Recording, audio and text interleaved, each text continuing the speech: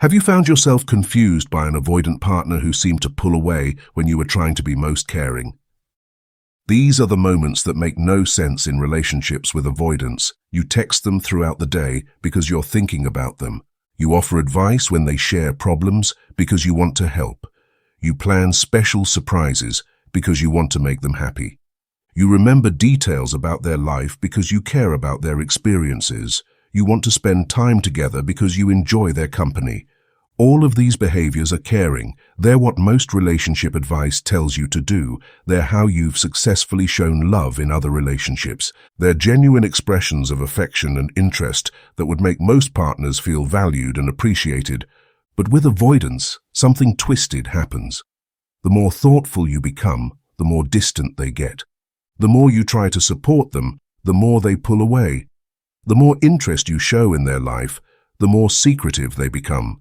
It's like watching someone flee from exactly what they claim to want. This pattern destroys relationships because both people end up confused and frustrated. You're doing everything that would make most partners feel loved and appreciated, but somehow your efforts seem to backfire spectacularly. Meanwhile, your avoidant partner can't explain why gestures of care feel suffocating rather than sweet, why support feels like pressure, and why your interest in their life feels invasive rather than loving. The truth is that avoidants learn to associate care with control during their earliest relationships. Their nervous system developed protective mechanisms against what other people call love, because care often came with expectations, obligations, or emotional debt that felt overwhelming to a developing child who needed space to breathe and grow. Now, when you engage in behaviors that would make anyone else feel cherished, their internal alarm system interprets these same actions as attempts to manage, obligate, or trap them. Your language of love triggers their dialect of survival, creating a dynamic where your best intentions activate their worst fears. This creates a heartbreaking cycle where the relationship deteriorates precisely because you're trying to make it better. Every caring gesture pushes them further away, which makes you try harder, which triggers more withdrawal until you're both exhausted and the connection feels completely broken. When you send frequent texts throughout the day, good morning messages, checking how their meeting went, sharing articles you think they'd enjoy, or just wanting to connect, what feels like natural relationship communication to you feels like constant surveillance to them. Each notification becomes a reminder that someone is monitoring their day, expecting responses, wanting access to their internal experience. They start feeling like they can't have a private moment without being expected to share it. Their day stops feeling like their own when every experience becomes something they should report back about.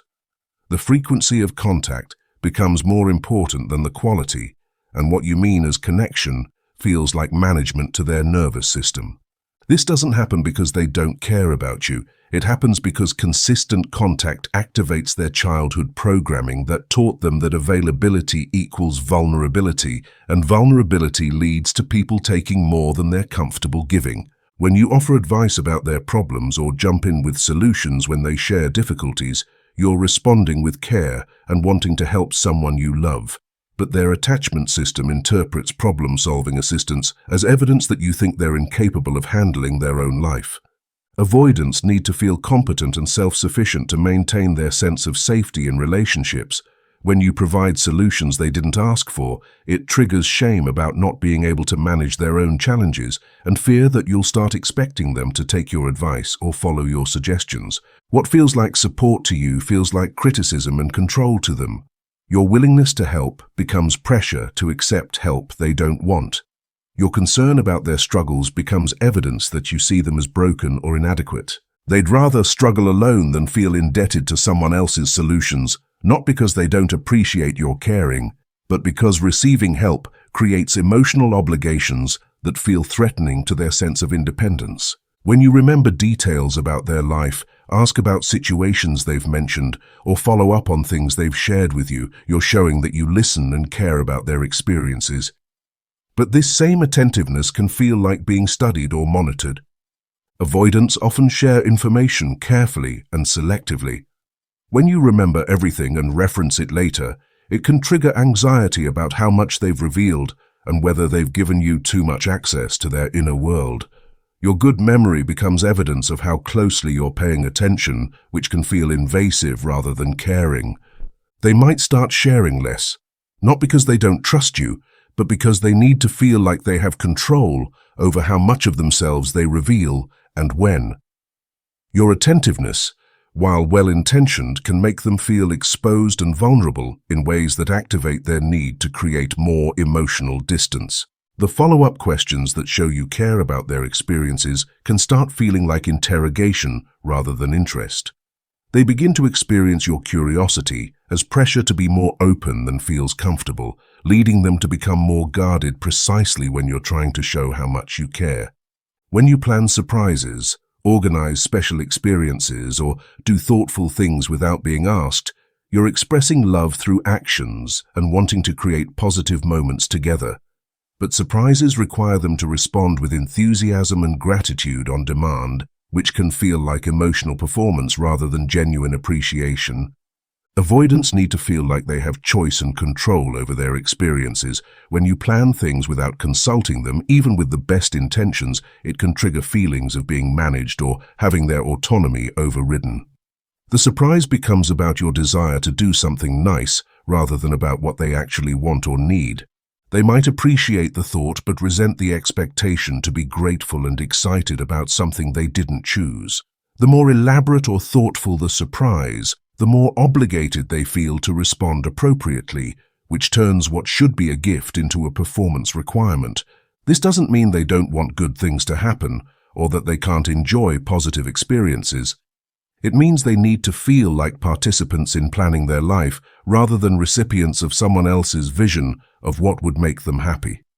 When you want to spend most of your free time together, plan frequent dates, or suggest regular couple activities, you're trying to build connection and create shared experiences. But this desire for togetherness can feel like having their personal space invaded and their independence compromised. Avoidants recharge through alone time and need significant amounts of space to feel like themselves. When you want to fill that space with couple time, it can trigger claustrophobia rather than connection. They start feeling like their life is being absorbed into your vision of what the relationship should look like. The more time you want to spend together, the more trapped they feel. Your desire for connection becomes their loss of freedom. What you experience as building a life together, they experience as losing their individual life to the relationship. They need to feel like they're choosing to spend time with you, rather than being expected to prioritize couple time over their need for solitude and independence. When togetherness becomes the default expectation, it stops feeling like connection and starts feeling like obligation. When you express concern about their eating habits, sleep schedule, work stress, or other aspects of their well-being, you're caring about their health and wanting them to take care of themselves. But this concern can feel like parenting rather than partnering. Avoidants are highly sensitive to anything that feels like someone trying to manage or improve them. When you worry about their habits or lifestyle choices, it can trigger defiance rather than appreciation. Your concern becomes evidence that you don't trust them to take care of themselves. They might start hiding aspects of their life or lying about their habits, not because they're deceptive people, but because they need to feel like they have privacy and autonomy over their personal choices. Your caring attention to their well-being becomes pressure to live up to your standards or expectations. This creates a dynamic where they feel like they have to manage your anxiety about their choices rather than making decisions based on what feels right for them. Your love and concern becomes another factor they have to consider, which feels controlling even when your intentions are purely caring. When you want to meet their friends and family, be included in their social activities, or integrate your lives socially, you're trying to become part of their world and build connection beyond just the two of you. But this integration can feel like invasion rather than inclusion. Avoidants often keep different areas of their life compartmentalized as a way of maintaining control and preventing any one relationship from becoming too central or overwhelming. When you want access to all areas of their life, it can trigger fears about losing their individual identity. They might introduce you slowly or keep you separate from other relationships, not because they're ashamed of you, but because they need to maintain some areas of their life that feel completely their own. Your desire to be included everywhere becomes pressure to merge lives in ways that feel suffocating. The more you want to integrate socially, the more they feel like their personal relationships are being absorbed into the couple identity. What feels like natural relationship progression to you feels like loss of independence and individual social space to them. When you get upset about their need for space, interpret their independence as rejection, or take their withdrawal personally. You're responding to feeling disconnected and wanting reassurance about the relationship. But these emotional reactions can feel like punishment for their natural way of being. Avoidants learn to expect that their need for space will create problems and conflict. When your emotions become activated by their withdrawal, it confirms their fear that relationships require them to choose between their emotional needs and their partner's comfort. Your hurt feelings about their distance become something they have to manage, which makes their space feel less restorative and more guilt-inducing. Instead of being able to withdraw and recharge, they end up worrying about your emotional state and feeling responsible for fixing your reaction to their behavior. This creates pressure to choose between taking care of themselves and taking care of your feelings, which often leads them to either suppress their needs or withdraw even more dramatically to protect their right to emotional space. When you want regular talks about the relationship, need frequent reassurance about their feelings, or require verbal confirmation of their commitment, you're seeking security and wanting to understand where you stand. But these conversations can feel like emotional interrogation rather than connection. Avoidants often struggle with putting feelings into words and can feel trapped when required to discuss emotions on someone else's timeline. When you need verbal reassurance regularly, it can trigger performance anxiety about saying the right things rather than genuine emotional expression. They might start avoiding these conversations or giving minimal responses, not because they don't care about the relationship, but because talking about feelings on demand feels forced and inauthentic. Your need for verbal confirmation becomes pressure to perform emotions they're not ready to articulate. The more you need them to talk about feelings, the more resistant they become to emotional conversations. What you experience as necessary relationship maintenance, they experience as emotional labor that feels overwhelming and invasive. When you do extra things around the house, take care of tasks they usually handle, or try to lighten their load without being asked, you're showing love through service and wanting to make their life easier. But this helpfulness can create feelings of indebtedness and obligation. Avoidants are often uncomfortable receiving help, because it creates emotional debt that feels threatening to their sense of independence. When you do things for them without being asked, it can trigger anxiety about what you might expect in return or how this generosity might be used against them later. They might prefer to handle their own responsibilities, even when it's more difficult, because maintaining control over their obligations feels safer than owing someone else for their assistance. Your helpful nature becomes pressure to accept help they don't want and feel grateful for services they didn't request. This doesn't mean they don't appreciate thoughtfulness, but they need to feel like they can reciprocate or decline help without damaging the relationship.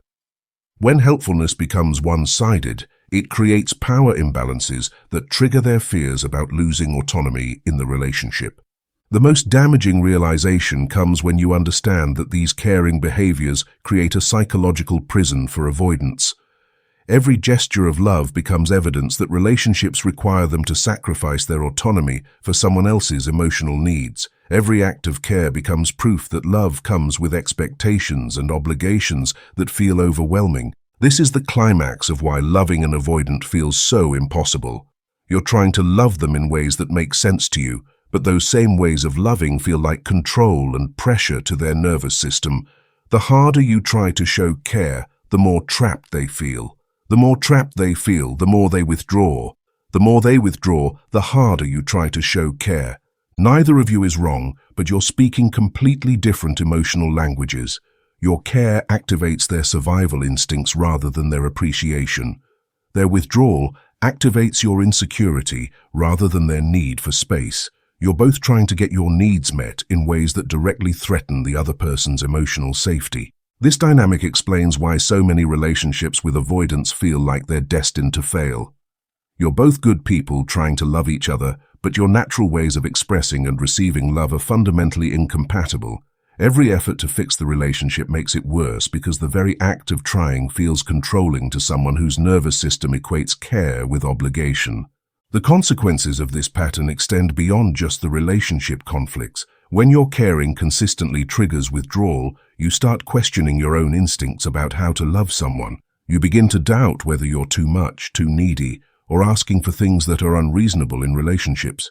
Meanwhile, the avoidant starts feeling guilty and confused about their inability to appreciate gestures that they recognize as caring and well-intentioned.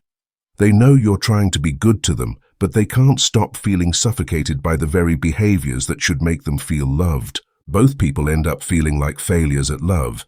You feel like you can't do anything right, and they feel like they're incapable of receiving love normally. The relationship becomes a source of shame and frustration rather than connection and joy.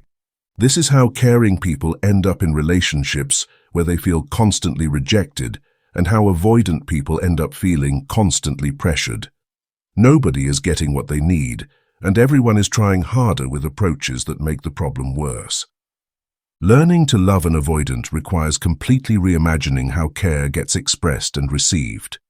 Rather than frequent contact, they need space between interactions that allows them to miss you and choose to reach out. When problems arise, they need validation that they can handle their own challenges and support that doesn't come with expectations. Surprises and predetermined plans can feel controlling, so including them in decision-making and giving them choices about how experiences unfold feels safer. Emotional processing and relationship talks often backfire.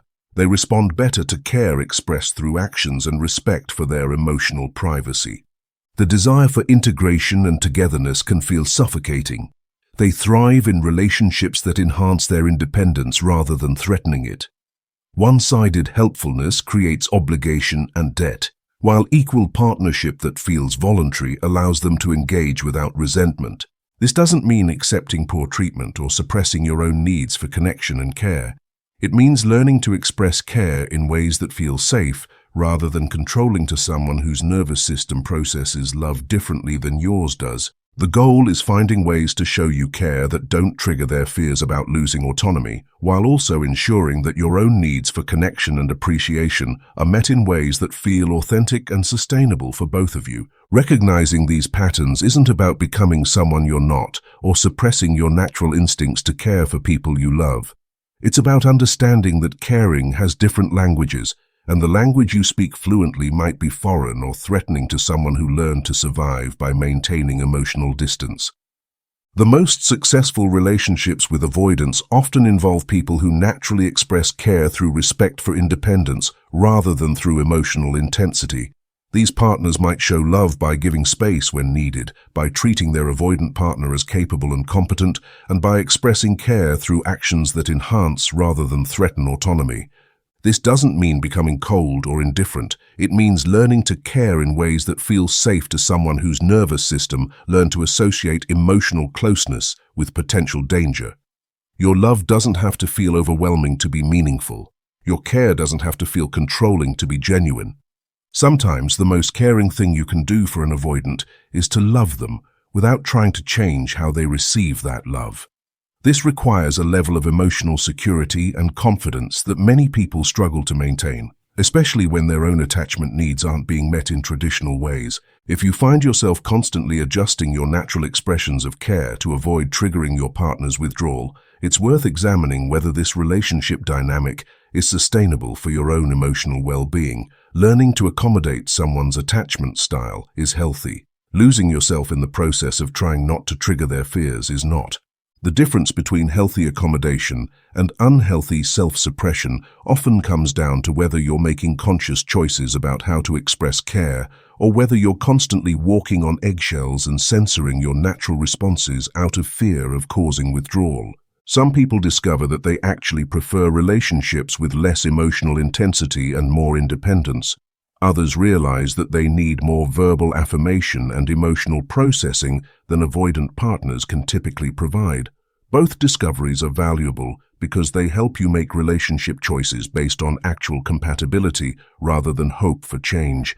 The most important thing to remember is that attachment styles can evolve over time, but they change slowly and usually require conscious effort and often professional support. Expecting someone to change their fundamental way of processing emotional connection because you love them enough is usually setting both of you up for disappointment and frustration. Your caring behaviors aren't wrong. Their responses to those behaviors aren't wrong either. You're both operating from learned patterns that made sense in your early relationships. The question is whether you can find ways to meet in the middle that honor both people's emotional needs and limitations. What caring behaviors have you noticed that seem to trigger distance in your relationships with avoidant partners?